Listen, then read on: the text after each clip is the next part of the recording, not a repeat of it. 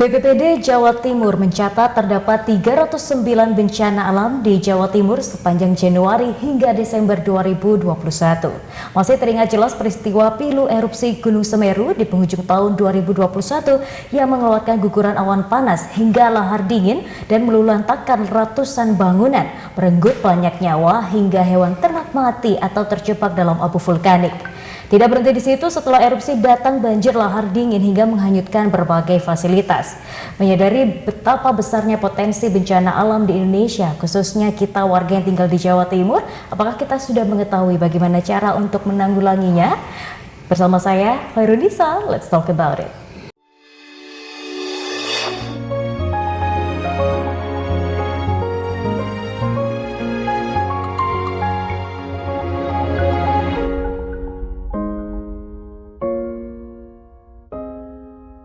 Halo pemirsa, kembali lagi bersama kami dalam program Let's Talk. Pada episode kali ini kita akan berbicara mengenai potensi bencana alam yang ada di Indonesia dan khususnya metode untuk membuat mitigasi bencananya dengan palm dan scroll watching. Nah, kira-kira seperti apa kita akan berbincang bersama narasumber kita hari ini, yaitu Profesor Sukir Marianto SSI, MSI PhD. Beliau merupakan guru besar bidang vulkanologi dan geothermal FMIPA Universitas Brawijaya. Kita sapa terlebih dahulu. Assalamualaikum, Prof. Waalaikumsalam, Mbak Nisa. Ya, bagaimana kabarnya, Prof? Alhamdulillah, ya, masih diberi kesehatan walaupun banyak sekali aktivitasnya. Alhamdulillah, terus berbahagia. Nah, Prof, ini berbicara mengenai potensi bencana alam, nampaknya kita semua juga sudah tahu banyak sekali terjadi sepanjang tahun 2021. Dan yang menarik tidak hanya bencana alam, kita juga masih dalam kondisi pandemi. Bagaimana nih pendapat Prof tentang hal itu? Dalam mensikapi hal ini, di mana masih masa pandemi, kemudian ada bencana, kalau saya pribadi menanggapi bahwa kita harus bersikap seperti apa, menganggap hal ini adalah suatu pelajaran ataupun suatu peringatan dari Tuhan, dari Allah ya. Jadi bagaimana kita harus belajar untuk menghadapi segala sesuatu, termasuk itu bencana ataupun itu satu rahmat dan sebagainya, dengan menyesuaikan bahwa itu adalah suatu secara alami ya, jadi natural. Kalau alam pun sebenarnya perlu ada seperti penghijauan atau penyegaran kembali satu kondisi. Jadi termasuk contoh kecil aja ya, siklus letusan gunung api dan sebagainya itu adalah sebenarnya peremajaan dari kondisi alam sendiri.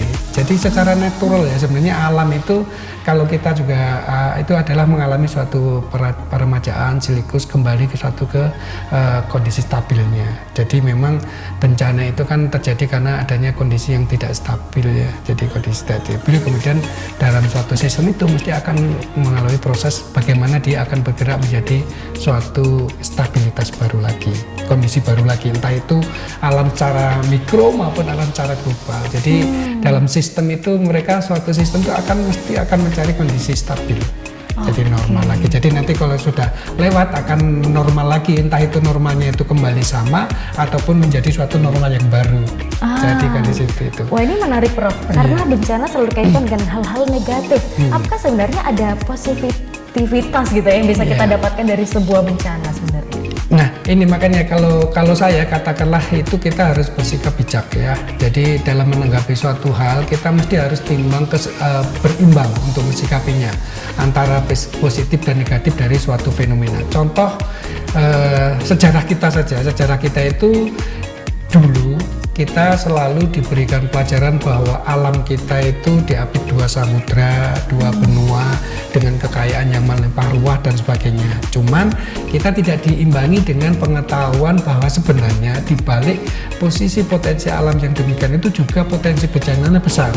Sehingga kurang berimbang pengetahuan kita terhadap potensi antara positif dan negatif. Nah, di wilayah kita dengan Ring of Fire itu adalah proses bencananya besar, tapi proses mineralisasi, pembentukan minyak dan sebagainya juga banyak. Jadi memang ada aspek ketika ada suatu bencana itu contoh yang real aja di Semeru ya. Ketika sudah terjadi bencana, ternyata kan itu kan ada deposit pasir yang banyak sekali ya, deposit pasir, dan di situ penduduk sekitar banyak yang menggantungkan hidupnya terhadap tambang pasir dan sebagainya. Itulah jangka panjangnya. Jadi bukan kita bersyukur di atas suatu bencana, tapi kita mengambil sifat dampak positif yang kita jangan terlalu terhanyut dalam suatu dampak negatifnya. Makanya contoh kecil di Semeru itu kita harus bisa hidup berdampingan dengan alam.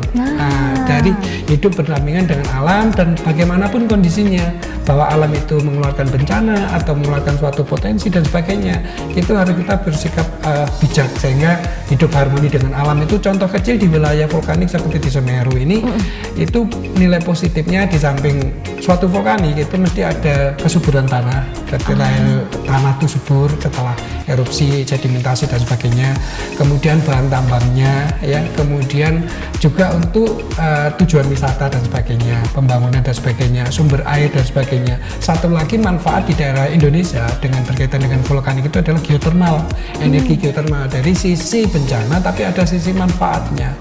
Nah, mulai ini sebenarnya Indonesia dalam tanda petik ya, saya katakan baru sadar bencana itu mungkin sekitar setelah ada trigger yang sangat dahsyat ketika ada tsunami Aceh. Nah, sehingga baru muncul beberapa undang-undang kebencanaan itu dan turunannya itu muncul setelah di tahun 2007.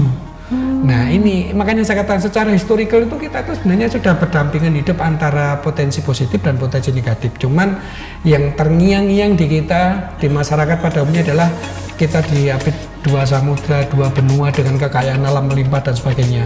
Tapi di sisi lain untuk pendidikan kebencanaan belum. Nah, ini perlu, ini hal yang perlu dimasifkan, perlu menjadi budaya masyarakat ya. Dan budaya masyarakat itu harus mulai dari kecil. Yang ini yang belum nyampe. Nah, ini menarik, Prof. Iya. Langsung menyambung yang Prof sampaikan. Kalau kita lihat mungkin di luar negeri seperti itu, dari sekolah TK ataupun sekolah dasar sudah diajarkan simulasi seperti itu, Prof. Betul. Kira-kira Indonesia adakah kemungkinan untuk ke arah sana? Nah, ini menjadi hal yang menjadi suatu alasan kenapa Brawijaya mungkin ya ini nanti menjadi pioneering atau perintisan ya kegiatan semacam ini ya, mungkin yang nanti mungkin akan kita bahas di segmen berikutnya berkaitan dengan town watching dan sebagainya. Itu budaya di Jepang itu untuk untuk bersikap hidup terhadap alam itu sudah diajarkan sejak TK tadi seperti Mbak Nisa katakan. Itu memang sudah akrab dengan alam. Jadi dari kecil sudah di budaya hidup, kedisiplinan di SD, kemudian pengetahuan alam dan sebagainya, dan belajar dengan alam, menyatu dengan alam, bukan hanya textbook dalam arti itu, tapi langsung diajak kondisi real gitu. Gempa, simulasi gunung api, simulasi tsunami dan sebagainya itu, dan pelaksanaannya melibatkan banyak pihak. Jadi memang bukan hanya guru dan murid saja, tapi semua stakeholder yang berkaitan dengan kebencanaan ataupun untuk memajukan masyarakat ataupun membina masyarakat itu terlibat di situ. Jadi budayanya memang benar-benar tertanam itu, Mbak Nisa. Baik, wah luar biasa, menarik sekali nih pemirsa. Kita masih akan berbincang mengenai bagaimana bisa membuat mitigasi bencana yang berdampak tentunya untuk Indonesia di segmen berikutnya. Jangan kemana-mana, tetap di program Let's Talk.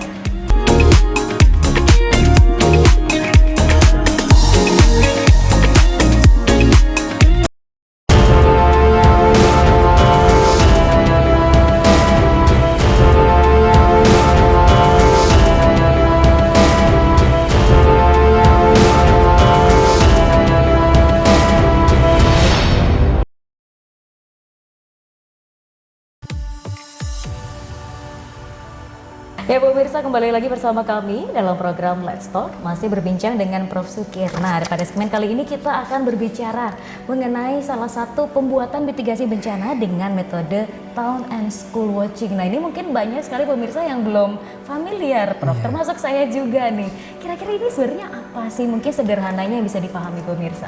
Oke, jadi gini Mbak Nisa, mengenai Town dan School Watching ya, ini juga saya secara tidak sengaja sebenarnya ini. Jadi di tahun 2011 itu saya dikontak kolega dari JICA Jepang ya, itu minta didampingi untuk pelaksanaan Town Watching di Desa Ngadas. Ya, kebetulan saya dengan Prof Adi ya. Jadi karena orang Indonesia itu menjadi profesor di Wako University, Pak Bambang Widianto, dia melaksanakan Town Watching dengan pencetus dari pembawa Ton Watching itu sendiri yang di Jepang, dari Pak Ogawa Sensei ya. Jadi Ogawa Sensei dia membawa ini, kemudian pelaksanaan di sana karena saya alumni Jepang dan bisa nyambung dengan Ogawa Sensei, akhirnya diajak ke sana. Nah, intinya Ton Watching itu adalah sebenarnya cara asik untuk melibatkan masyarakat itu paham terhadap daerahnya, sehingga nanti ketika ada bencana di daerahnya, masyarakat itu sendiri yang bisa secara tepat itu bertindak. Jadi memang ini sebenarnya salah satu budaya mendidik masyarakat dan melibatkan masyarakat dalam hal kebencanaan. Nah, dari kebencanaan melibat sehingga paham masyarakat itu menjadi care, menjadi perhatian terhadap kondisi lingkungannya, dan sehingga itu akan menjadi bekal yang pas untuk masyarakat tangguh terhadap bencana itu. Ya. Oke, ini menarik ketika melibatkan adanya masyarakat dalam kegiatan ini. Tentunya juga ada praktisi dan akademisi yang turut terlibat ya Prof di sana. Nah, kegiatannya ini apa aja step by step sampai akhirnya melibatkan masyarakat dalam proses Town and School Watching ini? Oke.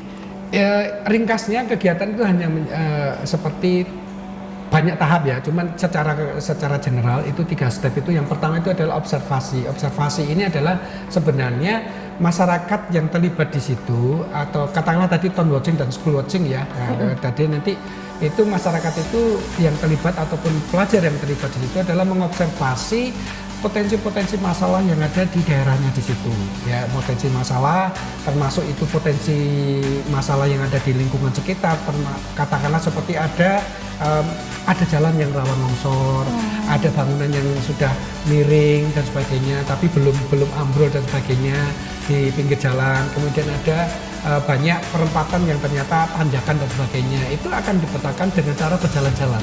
Jadi metode ini adalah metode asik sebenarnya, karena jalan-jalan mengetahui daerahnya sendiri sambil bermain dan sebagainya, tidak perlu textbook belajar dan sebagainya, tapi memang berjalan situ. Cuman peran akademisi itu nanti menjelaskan hal-hal yang berkaitan dengan pengetahuannya, kemudian teknisnya, ataupun nanti memasukkan teknologi di dalam pelaksanaan itu.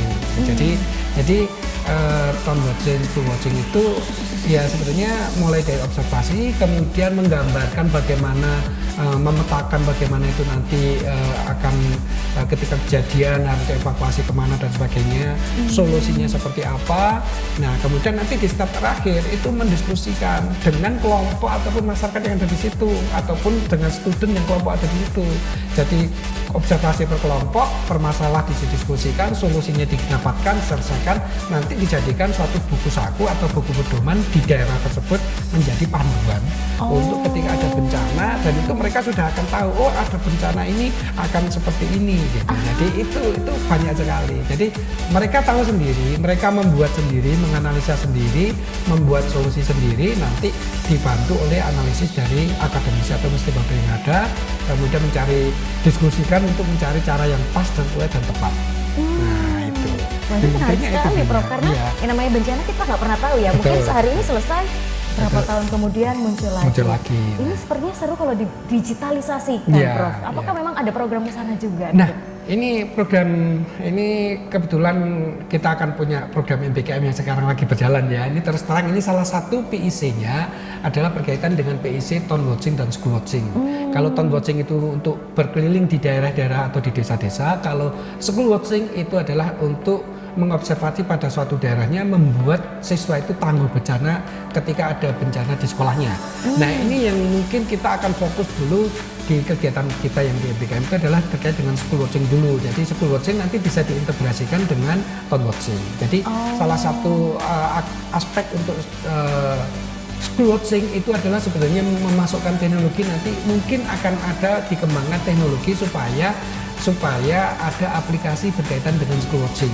Jadi tidak observasinya mungkin nanti tidak manual lagi. Sekarang kan apalagi zamannya banyak anak-anak yang pegang smartphone ya. Jadi mungkin bisa dimasukkan di situ. Jadi ini juga belum ada. Ini adalah inovasi yang mungkin akan kita lakukan ketika kita melaksanakan sambil asik, juga kita tidak melupakan teknologi. Jadi memasukkan sentuhan teknologi. Kemudian anak-anak kan sekarang kan juga senangnya pegang HP ya. Jadi kalau itu dimasukkan di situ sambil jalan-jalan, difoto, dimasukkan observasinya dengan memudahkan di era digital seperti ini, saya kira ini akan menjadi sangat powerful ya, ataupun pendidikan akan bisa secara masif, dan ini adalah suatu terobosan. Jadi saya kira ini kalau ini suatu terobosan ya mungkin perlu pemikiran yang komprehensif. Saya kira gitu Mbak Nisa ya. Seberapa optimis Prof ini bisa sukses dilaksanakan sebagai pionir ini ya? Ya, sebagai pionir, benar. Jadi ini walaupun LIPI sudah melaksanakan school watching di tahun 2011-an dengan partner dari Jepang, tapi pelaksanaan school watching maupun town watching ini seakan-akan mati suri. Ya, nggak akan ada kemanya. Padahal di sini sebenarnya ini adalah contoh kecil bagaimana bangsa itu menjadi kuat ketika suatu daerahnya itu masyarakat itu tangguh terhadap daerahnya sendiri-sendiri. Kalau kecil-kecil kemudian satu negara semuanya tangguh kan jadi kuat secara nasional kan. Siap. Nah, pioneering ini kita awali mungkin di daerah Semeru yang kemudian kita dengan mahasiswa, karena kekuatan mahasiswa itu luar biasa ya, apalagi di support dengan kita sebagai pengajar, pendidik dan sebagainya, kita tinggal mengarahkan. Tapi semangat dari mahasiswa itu di MPKM ini saya kira ini bisa menjadi aktivitas perintisan yang bisa membuat ketika habis terkena bencana kita bisa menjadi suatu daerah yang tangguh dan siap untuk menghadapi bencana berikutnya, dikombinasi dengan memadukan teknologi yang bisa beradaptasi dengan perkembangan zaman ke depan. Wah, luar biasa ini ya. Inovasinya luar biasa untuk Indonesia seperti apa, dan rasanya tidak bisa kalau hanya dilakukan sendiri oleh UB selaku instansi akademisnya seperti itu. Nah, kira-kira stakeholder apa saja yang harusnya terlibat, kita akan bahas di segmen berikutnya. Jangan kemana-mana, tetap di program Let's Talk.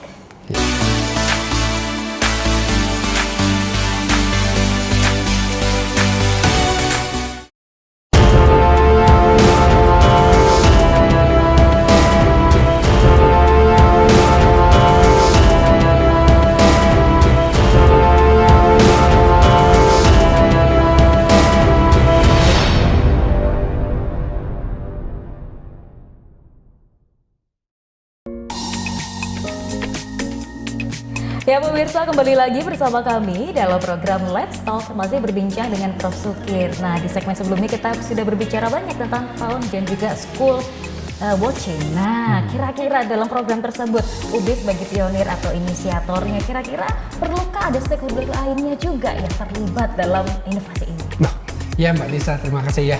Jadi ini terkait dengan town dan school watching, ini sudah dimasukkan dalam salah satu tema MBKM Semeru yang dilaksanakan oleh UB. Nah, kebetulan ini adalah suatu terobosan juga yang di tim MBKM Semeru. Salah satu temanya adalah town and school watching. Walaupun ada tema lain termasuk ekonomi recovery, reform recovery, kesehatan ibu dan anak, kemudian pemetaan dan potensi pengembangan wilayah serta trauma healing dan pendidikan anak ya. Tapi dari segi ini pelaksanaan MBKM di Semeru itu ternyata disambut baik oleh Pak Bupati ketika kita berkunjung ke sana, dan sangat support dari kegiatan ini. Kita sampaikan Pak Bupati, sebenarnya ini kita inginnya bukan hanya UB yang terlibat, karena untuk penanganan bencana itu ada harus secara pentahelik lah, mulai dari komponen pemerintah ya, dari Pak Bupati dan teman-temannya, kemudian akademisi, kemudian masyarakat sendiri, kemudian industri dan media massa. Ini UB TV ini masuk salah satu komponen ya. Ini harus secara masif, dan kerjasama ini harus laksanakan secara kontinu. Saya punya pengalaman ketika pelaksanaan pentahelix itu, ketika saya ada pengalaman di Hawaii, itu ada pertemuan rutin dari pentahelix ini terkait dengan perkembangan suatu daerah dari yang rawan bencana. Jadi masing-masing dari komponen di pentahelix itu adalah melaporkan perkembangan suatu daerahnya, termasuk ketika daerah itu adalah daerah vulkanik, itu bagaimana seperti apa. Dari sana komponen pemerintah, ada militer juga, ada polisi juga, ada media massa, ada akademisi, itu pertemuan rutin. Nah ini kalau bisa dilaksanakan di Semeru, kita UB sebagai hub di support dari Pemda Lumajang, ini kita bisa melibatkan media massa, industri yang terlibat, masyarakat. Nah masyarakat ini kita sentuh dengan metode tone dan scoot watching tadi, sehingga akan merasuk di masyarakat. Kita modifikasi bukan hanya untuk memetakan potensi bencana, tapi sekaligus memetakan potensi alam. Jadi kita modifikasi tone dan scoot watching itu sekaligus tahan bencana, tapi sekaligus juga bisa memanfaatkan potensi alam yang ada di situ. Nah ini adalah lagi-lagi adalah kita di UB kita mencoba membuat pemikiran-pemikiran yang perintisan atau kritis ataupun inovasi untuk pelaksanaan ini. Wah luar biasa menarik Prof. Ketika terjadinya inovasi seperti ini tentunya ada pendanaan seperti itu. Ini apakah secara mandiri dilakukan oleh UB atau karena ada pentahelix tadi akhirnya ada sumber-sumber lainnya juga yang bekerja sama? Oke, terima kasih. Nah ini saya mengucapkan terima kasih Pak Rektor ini yang full support ini. Ya Pak Rektor ini. Begitu kita ketemu Pak Rektor, Bu R1 ya, kita diskusi dengan tim MBKM Semeru, dengan Pak Jarwo sebagai ketua koordinator, saya sebagai pendamping wakilnya dan sebagainya. Beliau langsung support. Ya, ketika itu rencana awal kita memang ada MBKM yang diadakan oleh Kemeristek-Dikti ya, Kemdikbud-Dikti, itu ada di situ pendanaan yang dari sana. Cuman ketika itu belum match, masih dicarikan ya, biasa kan ya prosedurnya kan harus disesuaikan dan sebagainya, langsung di-tackle oleh UB. Jadi dana ini adalah dana UB dan Pak Rektor sangat full support. Kemarin waktu pembekalan sudah bahkan semua dekan, semua wakil rektor dan sebagainya diminta untuk support dari kegiatan MBKM Semeru, karena ini bukan hanya kecerdasan kita sebagai otak maupun kecerdasan kita sebagai hati ya, karena kan menangani bencana. Jadi UB itu sudah punya kecerdasan, maksudnya hatinya kita tersentuh ketika ada bencana juga, intelektualnya masuk, dan kita juga hati kita tersentuh ketika ada bencana. Itu adalah mandat dari Pak Rektor dan terima kasih, memang full support untuk pendanaan seperti ini.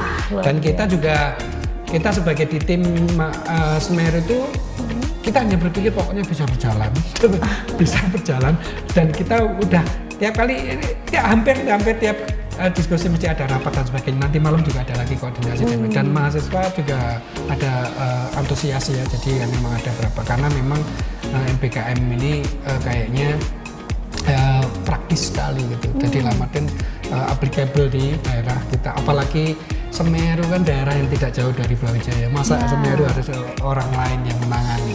Ya ini menjadi care UB terhadap daerah kita juga. Sehingga gitu Mbak Nisa. Kalau saya lihat di artikel, antusiasme mahasiswa juga luar biasa, yang daftar sampai tumpah-tumpah ini ibaratnya, sampai akhirnya dibuatlah kloter-kloter yang berbeda. Ini seperti apa sebenarnya programnya? Nah, saya katakan tadi memang namanya kegiatan pertama mesti ada kendala itu kita temui ya. Cuman antusiasnya kita sebenarnya alokasikan ke kloter angkatan pertama itu adalah sekitar 80. Cuman yang mendaftar itu hampir 99 atau berapa itu, dan kita direduksi lagi mungkin disuit ke angkatan berikutnya dan sebagainya ya, karena ya, akhirnya melihat kondisi dulu kita di sana. Dan memang dari angkatan pertama kemudian angkatan kedua sampai 4 angkatan, karena ini program ini dirancang, didesain selama 1 tahun, jadi ada 4 angkatannya. Dan ini alhamdulillah kita dari semua stakeholder yang terlibat itu semuanya semangatnya tinggi ya. Karena ini melibatkan semua fakultas, semua stakeholder, dan ada beberapa tema yang memang itu adalah irisan, intersection, dan kolaborasi dengan semua bidang. Jadi memang kalau dengan MBKM multidisiplin, lintas disiplin, dan terintegrasi itu saya kira banyak temannya. Kalau dikerjakan sendiri terasa berat. Benar Prof. Ini juga menarik ketika lintas fakultas seperti itu, berarti kan setiap orang punya background pendidikan yang berbeda, pengalaman yang berbeda. Kira-kira pembekalan apa yang akhirnya secara general semua orang harus punya nih, terutama para mahasiswa yang diterjunkan? Baik, terima kasih untuk berkaitan dengan pembekalan. Ada fenomena yang menarik ya. karena ini berkaitan dengan bencana, kemudian ada mata kuliah di MIPA itu adalah analisa risiko bencana dan mitigasi bencana, maka pembekalan pertama memang difokuskan di MIPA yang untuk angkatan pertama. Nanti manajemen akan berkembang dinamis ya. Nah, ini ada pengalaman menarik ketika saya menanyakan kepada para peserta lintas bidang. Ya mungkin kalau yang di MIPA yang sudah mendapatkan mata kuliah yang kita ajarkan di Teknik Geofisika itu terkait dengan convergence school mungkin pernah dengar ya, tapi detail teknisnya seperti apa mungkin belum. Saya juga pernah ajarkan di Pasca. Nah, ini saya tanyakan satu persatu ke peserta, itu mayoritas menjawab bahwa Pak baru dengar Pak istilah school watching, istilah on watching, apalagi nanti seperti apa nih, istilah aja kan baru dengar ya. Jadi seperti apa, ini menjadi hal yang mungkin bagi saya ini wajib menggugah hati saya untuk lebih ternyata memang harus walaupun ini dalam tanda petik mungkin dianggap remeh ya, tapi kondisi yang seperti ini akan konstelasinya sangat besar karena pelaksanaannya kecil dan sebagainya, tapi dampaknya akan bisa secara nasional. Jadi saya kira ini bisa menjadi starting point yang bagus untuk mengajarkan town watching dan school watching secara masif. Wah, baik, luar biasa. Terima kasih banyak Prof atas penjelasannya. Kayaknya memang kurang nih kalau kita ngobrol satu episode. Semoga ini bisa menjadi continue ya program kita ke depannya, termasuk fasilitasi adanya inovasi yang dilaksanakan oleh UB sendiri. Iya betul, karena kan media massa kan salah satu komponen pentahelix ya. Betul. Jadi nanti mungkin kayaknya MBKM perlu berkolaborasi dengan UPTV. Siap. Baiklah pemirsa, tak terasa 30 menit sudah kita berbincang. Luar biasa sekali materi hari ini, dan kita masih akan berbincang lagi di episode berikutnya bersama saya Horinisa, dan inilah Let's Talk.